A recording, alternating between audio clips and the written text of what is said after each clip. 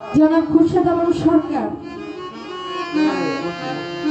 সে বলে গেছে কি যে যুবক ভাইদের জন্য সরকার আছে আর আমি মুরব্বীদের জন্য আছি। কেন? আপনিও শিল্পী আমিও শিল্পী। এখানে আমরা দুজন গান করতে এসেছি, কমিটির পক্ষ থেকে আমাদেরকে আনা হয়েছে দর্শকের মন রাখার জন্য। সেখানে আমরা কেন বিপক্ষ পক্ষ তৈরি করব? আমরা মিলেমিশে গাই, যেহেতু আমরা ভাবছি ওই হাসে দেখেন আসলে হচ্ছে কি পুরানা দিনের মানুষ তো, তারপরে আজকে সঙ্গীত গুলো হয়েছে পুরানা দিনের উনি মুখ করে নিয়ে নিছে, বুঝছেন না? আর এখন আমারে বানাই দিছে যুবক ভাইদের জন্য। কেন? আমিও আসছি মুরব্বীদের দোয়া চাওয়ার জন্য, কিছু শিক্ষার জন্য আসছি আপনার কাছ থেকে।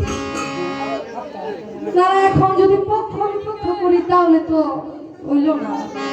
আবার দেখেন কইলে আবার কেন হলো দেখার এই গানটা আবার গাইছি।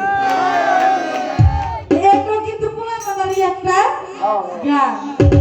বাবা যদি বলতেন যে না আমার মাইয়া আমি মিললাম, সারা চেষ্টা করবো আপনাদের মন রাখার জন্য, ঠিক আছে না কথাটা? এখন উনি আমার সেবা দিচ্ছে যুবক ভাইদের কাছে আর উনি গেছে মুরব্বীদের কাছে। এটা কেমন হইল? আশা করে এটা উঠে মীমাংসা দিবেন যে এটা বইলা কেন আবার কেন হলো দেখার এই গানটা গাইবেন।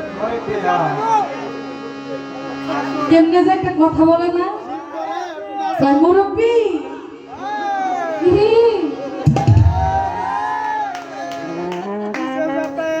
বেশি উইলেন না।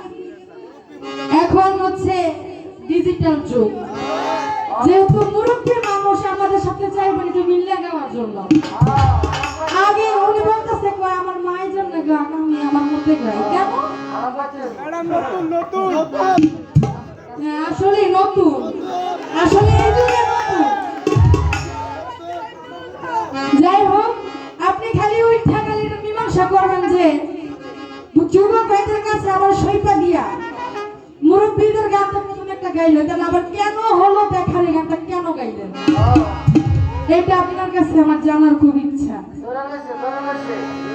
যাই হোক, বেশি কথা বাড়াবো না।